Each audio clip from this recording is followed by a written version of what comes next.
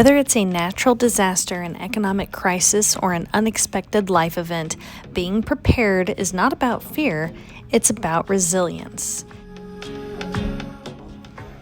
Here are the most important things to do when beginning to prep for the worst. Number 1, create an emergency plan. Know how you can get in touch with loved ones and make sure you include your pets in these emergencies.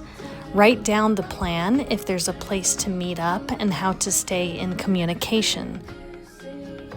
It's also a good idea to keep a go bag in the car in case you have to leave quickly, which brings me to step number 2, build a 72-hour emergency kit. This kit should include things like water, non-perishable foods, a flashlight, first aid, cash, and important documents. Step number 3 is the type of food and water to stockpile. Rice, beans, oats, canned vegetables, peanut butter, and granola bars are all great food options when learning to prepare shelf-stable food. You'll need about 1 gallon of water per person per day. So a good place to start is about 2 to 4 weeks of shelf-stable food and water. And knowing how to purify this water is absolutely essential. If you have the means to boil it, if you have access to a fire, make sure all water is boiled and safe for drinking. You can also use water filters or purification tablets to make water safe for drinking. Having a first aid kit and knowing how to use it is absolutely essential. Get the necessary training to treat wounds and perform CPR, stock up on any over-the-counter medications that might be needed, and learn how to identify the signs of infection or dehydration. Have a stockpile of essential medical supplies handy and make sure you know how to use each of those items. Another thing to consider when prepping is safe heat and light sources should the power go out. Do you have battery-operated flashlights or solar-operated lanterns? Having candles is essential if they can be used safely.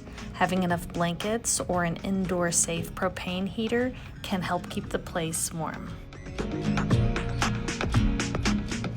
And something that's often overlooked are sanitization and hygiene supplies. Make sure you've stocked up on soap, hygiene products, toilet paper, toothpaste, and any other types of toiletries you use around the house. It's important to make sure your home is safe and prepared for storms or civil unrest.